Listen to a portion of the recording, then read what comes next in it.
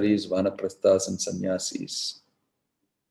Except for the grihastas or the householders, everyone is supposed to engage in the spiritual advancement of life, and therefore the brahmachari, the vanaprastha and the sannyasi have very little time to earn a livelihood. They therefore collect alms from the grihastas, and thus they secure the bare necessities of life and cultivate spiritual understanding. By helping the other three sections of society cultivate spiritual values, householder also makes advancement in spiritual life. Ultimately, every member of society automatically becomes spiritually advanced and easily crosses the nescience, the ocean of nescience. Very interesting shloka. Okay, 3.14.19. Yam ahuratmano hi ardham shreyas kamasya manini yasyam swadhuram adhyasya pumams charati vijvaraha. O respectful one, a wife is so helpful that she is called the better half of a man's body because of her sharing in all auspicious activities. A man can move without anxiety, entrusting all responsibilities to his wife. Purport: by the Vedic injunction, the wife is accepted as the better half of a man's body because she is supposed to be responsible for discharging half of the duties of the husband. A family man has a responsibility to perform 5 kinds of sacrifices called Panchayagya in order to get relief from all kinds of unavoidable sinful reaction incurred in the course of his affairs. When a man becomes qualitatively like the cats and dogs, he forgets his duties in cultivating spiritual values, and thus he accepts his wife as a sense gratificatory agency. When the wife is accepted as a sense gratificatory agency, personal beauty is the main consideration. And as soon as there is a break in personal sense gratification, there is disruption or divorce. But when husband and wife aim at spiritual advancement by mutual cooperation, there is no consideration of personal beauty or the disruption of so-called love. In the material world, there is no question of love. Marriage is actually a duty performed in mutual cooperation as directed in the authoritative scriptures for spiritual advancement. Therefore, marriage is essential in order to avoid the life of cats and dogs who are not meant for spiritual enlightenment. Yam ashrityenendriyartin durjayan itara shamayhi vayam jaye mahelabhir dasyun durgapati riyata. As a fort commander very easily conquers invading plunderers, by taking shelter of a wife one can conquer the senses, which are unconquerable in the other social orders. Of the 4 orders of human society, the student or brahmachari order, the household or grihastha order, the retired or vanaprastha order, and the renounced or sannyasi order, the householder is on the safe side. The bodily senses are considered plunderers of the fort of the body. The wife is supposed to be the commander of the fort, and therefore whenever there is an attack on the body by the senses, it is the wife who protects the body from being smashed. The sex demand is inevitable for everyone, but one who has a fixed wife is saved from the onslaught of the sense enemies. A man who possesses a good wife does not create a disturbance in society by corrupting virgin girls. Without a fixed wife, a man becomes a debauchee, the first order, and is a nuisance in society unless he is trained brahmachari, vanaprastha or sannyasi. Unless there is a rigid and systematic training of the brahmachari by the expert spiritual master, and unless the student is obedient, it is sure that the so-called brahmachari will fall prey to the attack of sex. There are so many instances of fall down even for great yogis like Vishwamitra. A grihastha is saved, however, because of his faithful wife. Sex life is the cause of material bondage, and therefore it is prohibited in 3 ashramas and is allowed only in the grihastha ashrama. The grihastha is responsible for producing first quality brahmacharis, vanaprasthas, and sannyasis. So, Om Jnana-timirandasya Jnananjana-shalakaya Chakshurum Militam Yena Tasmai Shri Gurave Namaha. This conversation is taking place. Just a quick recap for those who are not the Bhakti Vaibhava students. This conversation is taking place on the request of inquiries put for Shukadeva Goswami by Parikshit Maharaj, and also here is a description going on about Lord Varaha. And in the process of discussing Varaha, Swayambhuva Manu and his wife Shatarupa, the situation with the cosmos, that the earth had fallen down, is also discussed. From there comes the description of Varaha who came to lift the earth. That happened in the Swayambhuva Manvantara. In the Chakshusha Manvantara, it is mentioned that also Varaha appeared and killed the demon Hiranyaksha. Then there was a question about Hiranyaksha. And then this whole description started about how Hiranyaksha was born of Diti and Kashyapa. And he had a brother called Hiranyakashipu. So that will also come forth later. So the pregnancy of Diti in the evening is the heading of this chapter. That's a very odd and completely different type of an activity that is described for a Grihasta. That too of a high order Grihasta like Kashyapa and Diti. So that story is being discussed. And the instances that 13 daughters of Daksha were given to Kashyapa because he is Prajapati as to procreate. Kashyapa is the son of Marichi, sage, the great sage Marichi. And he's got married to 13 of Daksha's daughters. And this is one of them, Diti. And she has got a feeling that my other sisters have all become pregnant and got children. But I alone don't have that fortune. So, you're a married Grihasta, putrahinam griham shunyam. One of the most important things you do immediately is to get children when you're married. Then your Grihasta life becomes complete with children. Putrahinam griham shunyam. Without children, especially a son, griham is shunyam. Your Grihasta life is zero. So you can call yourself a Grihasta the moment you get a child, at least. But they were all getting children in hundreds and thousands. They are all Prajapati's wives. So naturally, Diti is having that anxiety, I am not having children. Because her husband is a very saintly man. And you can see that the description here is, she's becoming very, very lusty. Plus the thought of, I'm not having a son. So she, unable to control her lust, as is mentioned here, unable to even control her feelings about having a child, she goes shamelessly, it is mentioned, at the evening time.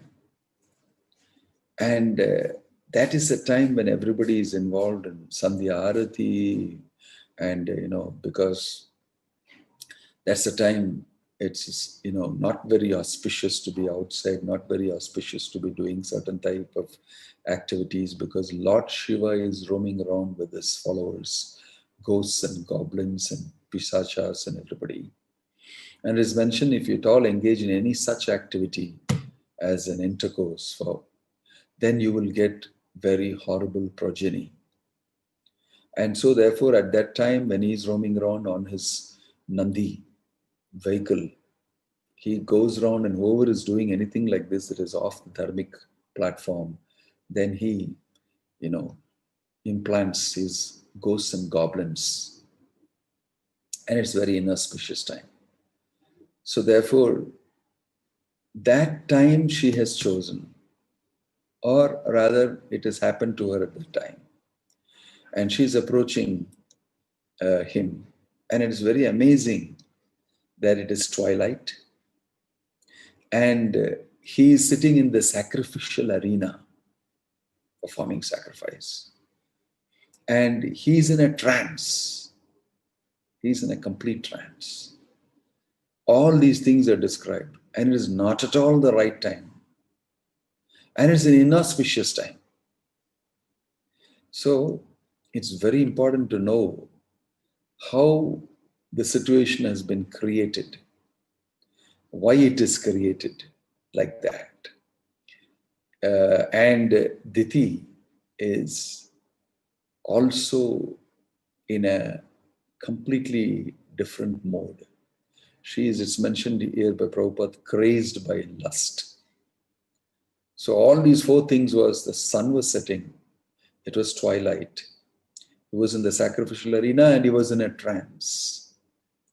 And he had just finished worshipping Vishnu.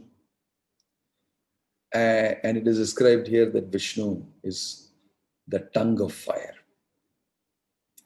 So Kashyapa Muni was in a completely different mode, right opposite, 180 degrees opposite to her.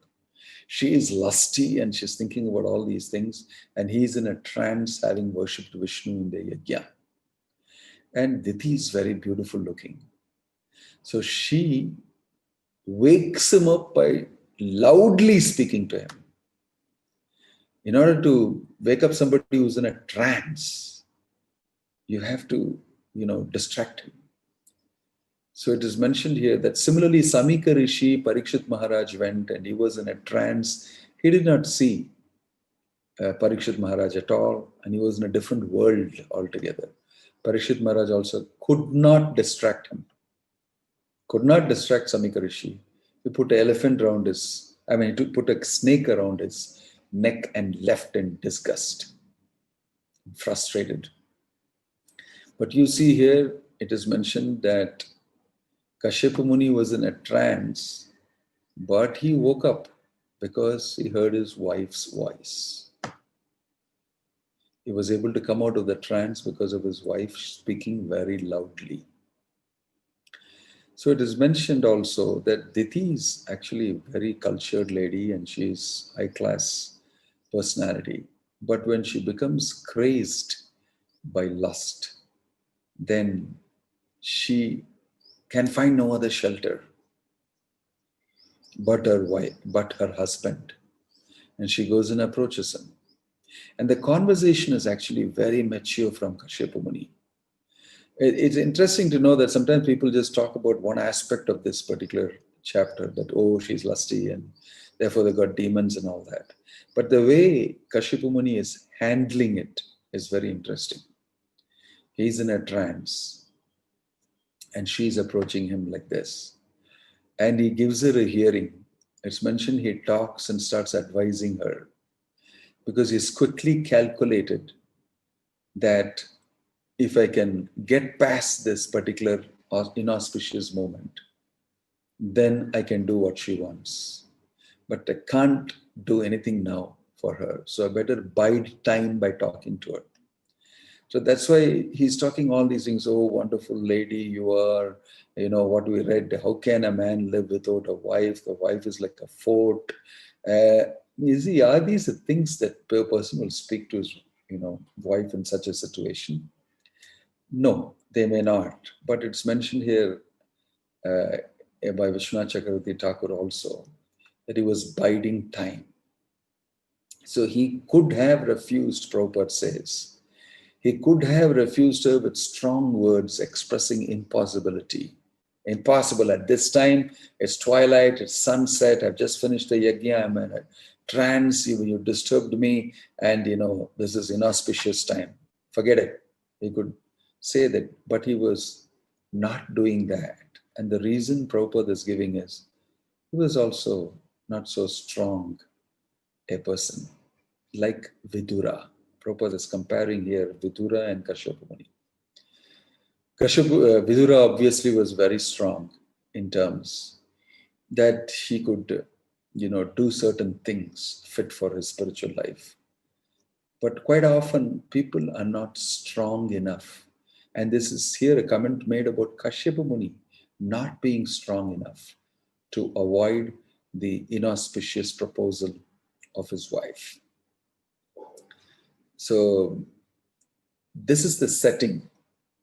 And this description of him placating, satisfying his wife, oh, how wonderful you are, so, such a wonderful wife, and you're so loyal to me, and you're pativrati, you're, these type of things he's telling her, you're the protector of the fort. All this is the setting under which we are reading this particular, and where it is mentioned, sarva shaman upadaya swa ashramena karatravan vyasanar navamatyeti jalayaner yatarnavam. As one can cross over the ocean with sea-going vessels, one can cross the dangerous situation of the material ocean by living with a wife. Now, for some people, it becomes a very nice verse, especially for those who are brahmacharis and are on the platform of trying to make a decision, should I be a grihasta or remain a brahmachari? When they read these things, they feel, wow, it's very nice, very comforting. That a wife is like a boat, a sea-going vessel, and you can cross over using the wife. Oh, wonderful, the wife is a fort, and she's the commander, and she will maintain this thing. How nice.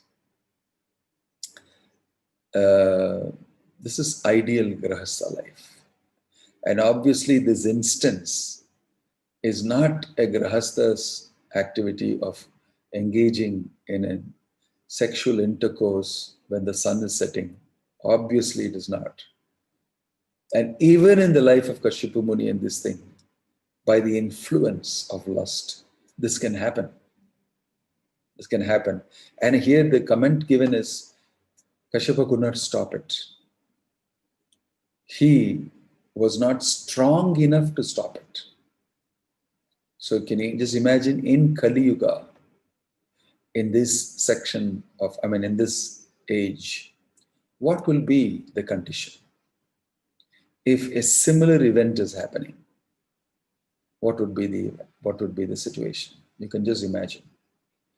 However, we should know what is the ideal situation, what does the Shastra says, the duty of a Grihasta, and what is Grihasta living.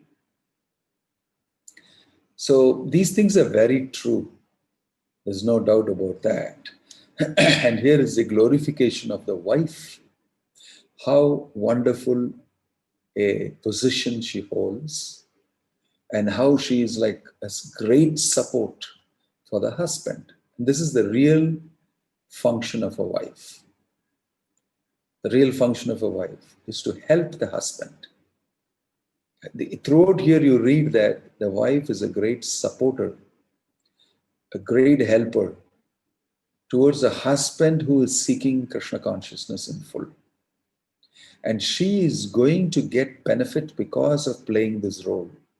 This is the way she makes advancement in spiritual life. Prabhupada goes further to say it is the business of the Grihasta to maintain the other three orders. That is Brahmacharya, Vanaprastha and Sannyasi, who are not entering into this type of a partnership. And it is the duty of the Grihastas to maintain them because they are going to be full-time engaged in spiritual life. Just remember, Brahmachari, Vanaprastha and Sannyasi are 24 hours engaged. But a Grihastha need not be.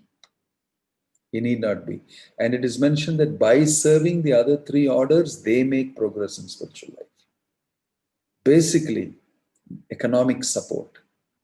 In these days, economic means roti, kapada, makan. Whatever the Vanaprastha, Sannyasi and Brahmachari require for their simple staying, living, food, and extra whatever is required. That should be provided by the Grihasta.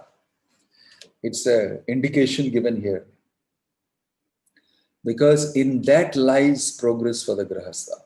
This is how society is woven together. Grihasta is given license for enjoyment, but those things are never given for the other three ashramas. There's no chance of them indulging in anything like this. Okay? It's prohibited strictly. So, the relationship between the wife and the husband is mentioned here. The wife is the better half, and she takes half the responsibility of the husband. Why? Today, there will be a different thing. Equal gender, responsibilities, equal gender opportunities, and equality and egalitarian society, etc., etc. In these situations, but it is not without those considerations inside here. You see, it is the duty of the husband to look after the wife very much. And that's what Kashyapa is doing. She needs it at this point of time. She's disturbed by lust very much. I cannot be selfishly saying, get lost either. And I must also do my support for her. If you talk in these terms, you'll see that Kashyapa Muni is making that comment here. It is, and she's saying it's the duty of a husband like you to satisfy the wife. Isn't it not your duty? You must do it. And he's not going against it by citing rules and regulations. That may be the type of flaw. But he is soft towards his wife. He wants to satisfy her. In the same way, you can compare this proposal of Devahuti, which is coming. Devahuti with Kardama. Kardama Muni is watching his wife perform such austerity to serve him that she has become so thin and frail. A beautiful princess has become a nobody. And seeing that, he feels a great obligation to her. And out of that feeling of obligation, he said, you've served me so well. I must do my side of it. And he asked her, what do you want? And she says, what does a wife want?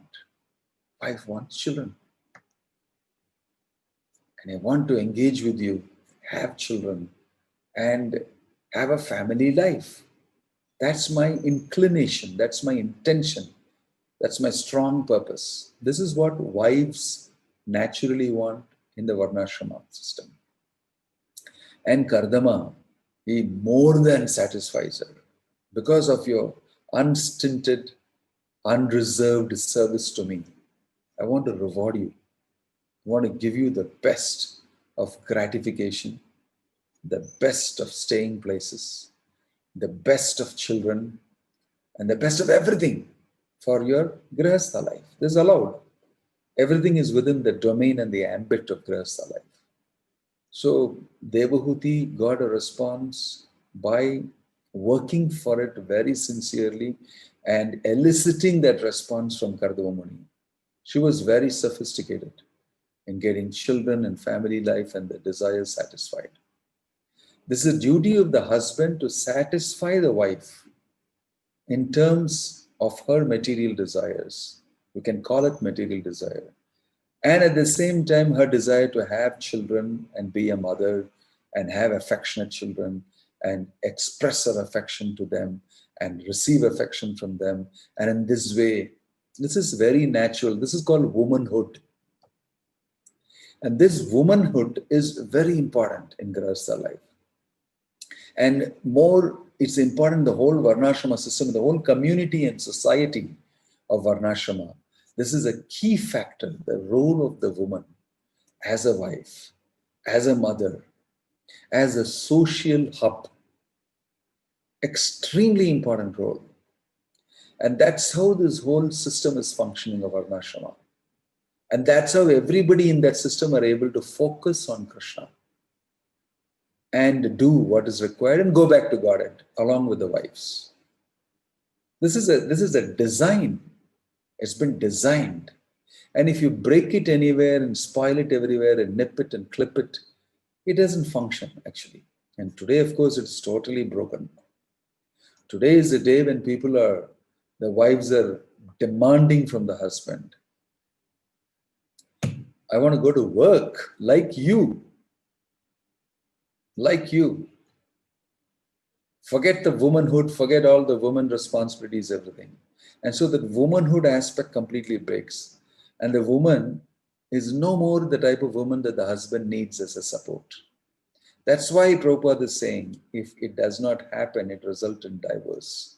If that support is not given, Prabhupada is saying here, when the wife is accepted as a sense gratificatory agency, personal beauty is the main consideration. And as soon as there is a break in personal sense gratification, there's disruption or divorce. The key subtle principle should be understood of a successful Grihasta life. The centerpiece is, both of us are together in this because we are interested in Krishna. That's the first thing we agree upon. I may have my material differences. I'm definitely different from you. I'm in a female body and I have a certain psychology that goes with it. And all those things have to be looked after. Don't say they are material and reject it. No. Here the famous Kashyapa Muni is catering to his wife, even though she's out of order a little bit. Although she's out of order, he feels obligated. She's my wife and I have to settle it. I'm not saying this is what we should do in the regular Grihastha life of Krishna conscious devotees either. But I'm pointing out at how the husband is supporting the wife in her delicate situation. Because similarly, she supports the husband also. So this is a very important principle. This is the basic principle on which all husband and wife have problems. In the outside in the material world and also inside the devotee world. This is the internal reason always, though it is not cited. It is not cited actually. So in my so-called little experience, I'm not a Grihastha, I never went through Grihastha life. I understand that it requires a high level of maturity at this point to discuss and do and act in such a way, neither being too rigid nor being too loose, but taking a realistic, practical path. And for the sake of staying together, for the sake of progeny, for the sake of bringing forth children who are Krishna conscious, there are certain principles and there are certain ideals in Grihastha life. And they're challenging in Kali Yuga actually. But those principles can as much as possible be upheld. Then Grihastha life will be smoother. It's got to be lived with a higher purpose. The whole thing is when we have a higher burning goal of principles and achievement and everything, then many of these smaller problems that come can be adjusted for the sake of the higher goal. When the higher goal is not in focus, then these smaller problems become very huge and big and they result in divorce and all that. So when couples have this difficulty of this thing, of misunderstanding and everything, you can understand that they have lost the higher goal. Individually, each one of them sometimes have the higher goal. But jointly, they are not able to have the higher goal.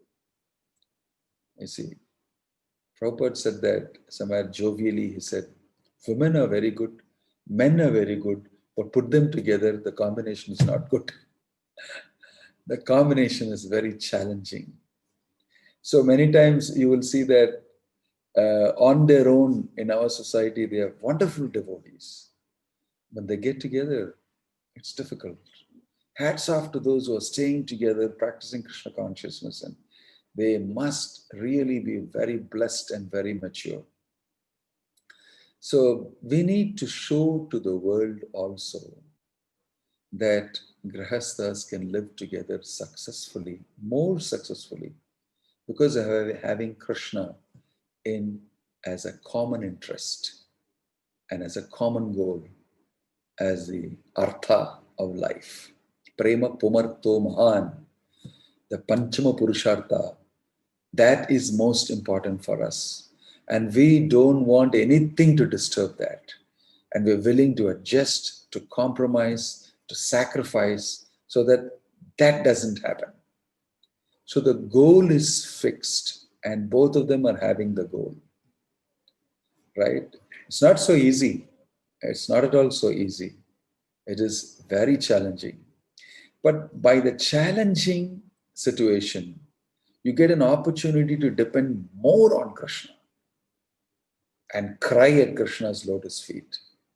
And in this way, you become purified and you become humbled by material nature knocking you. And its surrender is easier. In the material world, especially because we have lived for so many janmas here, got conditioned, we need this knock of Maya. And we need to be afraid of Maya. Then only we can surrender to Krishna. Prabhupada complained that my disciples are not afraid of Maya. So in the birth of Krishna, you will see the description as a Devaki is fear personified of Maya. Kamsa is Maya. And she's dreading Kamsa because he's repeatedly killing her children. What a terrific monster he must have been. So the allegorical, metaphorical understanding is that Devaki is fear personified. And in her womb, Bhakti is taking birth. In the womb of fear, Bhakti takes birth. When you have a healthy fear of Maya, Bhakti takes birth. So when you have a healthy fear of material nature, together the husband and wife will actually fall more towards Krishna. And their life is safe in spite of many challenges. Because they tend to always fall in front of Krishna. In other words, they always take the association of devotees, they solve their problems with listening to the instructions of the devotees, they agree we should do it, and they move ahead. So when you have the worst challenge in your life, especially in your Grihasta life, with a interpersonal challenge, husband and wife, we should remember these principles. After all, the goal of life is to be Krishna conscious, and me being in a man's body or a woman's body is not really consequential. Of course, it is to some extent in material life, but in the ultimate issue, it doesn't matter who you are, what dress you're wearing, right? So all the philosophy should be very well understood, the basic philosophy of the Bhagavad Gita, the culture of respect for each other. Just like here, Kardama, I like that portion of Kardama Muni, very nicely counseling his wife on the sacrificial arena that she has come with the intention of something else. And he is trying to placate his wife, cool it down, relax. And he's trying his best to talk. But he understands that this is not going to work. And Prabhupada is mentioning here, he also is getting attracted to the beautiful Diti. It is mentioned here that she is looking beautiful. After all, she is Kashyapa Muni's wife. So Prabhupada is making a comment here that he got attracted to satisfying her. And he tried dutifully, I'm telling you, this is not good, but I don't know if you say so again. That means that I am not 100% going to enforce this, but it's my dharma to tell you it's not good to do these things at this time. But then if you force me, I may, which Prabhupada is commenting, is he's trying to say that it's because of you. But he also is implicated in it. The type of diplomatic, rational that we pull out from our minds and our intelligence together. The intelligence rationalizes the illegal desire of the mind, and in this way they come up with a good, just like tax consultants give you a good proposal as to how to follow the law plus at the same time not, and get the benefit in a different way. and then you're off the hook. You actually got the benefit, plus you followed the law, plus you've done something. Very smart. So sometimes we are very smart at convincing ourselves through our intelligence, convincing our mind, and taking part in the desires of the mind with a rational that, of course, is very well thought of. So in this case, it looks like, Kashyapa Muni is succumbing to her, although he's citing the rules, although he's citing the problems and everything, and succumbing to the situation. Of course, it's providential. We can also say that. And the great demons, Hiranyaksha and Hiranyakashipu, also have to be born somewhere. And this is a good excuse for them to be born in such type of a situation, conceived in such type of a time. And somebody has to do it. And they become the instruments for that. So, in other words, things have to happen in this world. And it happens to those people who are willing instruments of material nature, and the willing instruments also of Krishna through the material nature. You can say that. Sometimes people are not willing to be indirectly instruments of Krishna through material nature, but they want to be directly the instrument of Krishna. Those are devotees. Mahatmanastu mam partha daivim prakriti mashitaha bhajanti ananya manaso jnatva bhutadim abhyayam. So this is direct shelter of Krishna, right? That you can see in the case of Kardama Muni, Devahuti, and you can see many other such great personalities recited about in the Bhagavatam.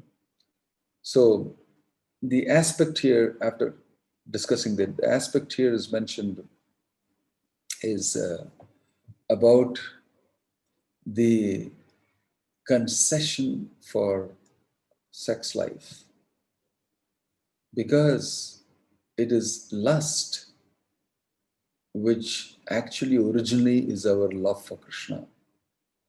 Prabhupada very brilliantly discusses this. Love for Krishna, as you fall down into the material world, Krishna bhuliya jeev bhogavancha kare nikatastha maya japatiya dhare. So as you fall down into the material world gradually, that love for Krishna, prema, is slowly getting reversed into lust. So everybody in this world who has left Krishna is afflicted with lust, because it is the, perverted reflection of your original prema for Krishna. So reversing lust and changing it into prema is what is Krishna conscious devotional service. So we have to go through this battle internally, externally, and everything. And we have to contain it and transform it into prema, Krishna consciousness. That process is what is yoga. That process is yoga. Therefore, there are restrictions for a civilized human being, that you cannot do certain things. Even animals, although we say you cannot be like animals, but the animals are maybe more regulated than human beings. In Kali Yuga, you can see that. They have a season and a particular time for this. Of course, some are by nature, by species, they are like, the pigeons are like that, the dogs are like that, lusty, this thing, and the provision is made for their lust. And they, enjoy it that way. So if a human being doesn't contain, normalize, control, and stay within boundaries, he cannot be called a human being. Therefore, in a cultured society of human beings, certain boundaries are set so that you may continue to remain a human being. There's all this idea of free sex and free speech and free will and free everything is actually a disguised mode of getting out of the boundaries and becoming animals. Free anything is not allowed for human beings. Human beings have to live by certain moral, ethical codes, religious codes, so that they can continue to remain human beings and have that particular type of a consciousness fit for making progress in spiritual life. The moment you cross these boundaries, it becomes extremely difficult to continue in terms of achieving the goal of life. But that's why these things are mentioned here. It's something for us to think about very seriously and deeply. So our society, especially in Kali Yuga, there will be many, many, many Grihastas. And our society is 95% made up of Grihastas in the congregations in this thing. And there are beautiful, wonderful Grihastas who understood Krishna consciousness, that serve the Lord in their houses. The whole family, including the head of the family, all very involved.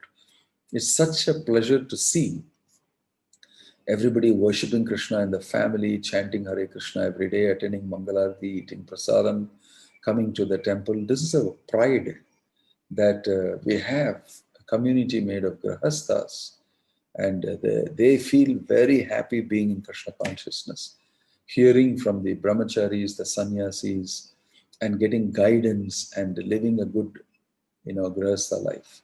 So we will definitely have in our community a lot of Grihastas, and they should all take these principles very seriously and work towards performing, as Prabhupada is mentioned here, is designed nicely the community, a Krishna conscious community. So we understood from this reading that the wife is very important, womanhood is very important, the female body, although having many different types of other, shortcomings, is still a very important. I mean, the woman is a very important role in Varnashrama, in society. Although the other three orders don't associate with women at all, in the Grihastha society, in the mainstream society, in the cities, in the towns, and everything, you have Grihasthas, and so they play a very important role. And they should remain very respectful towards the sannyasis, the brahmacharis, the vanaprasthis, and remain humble. And in this way, there's a reciprocatory role played.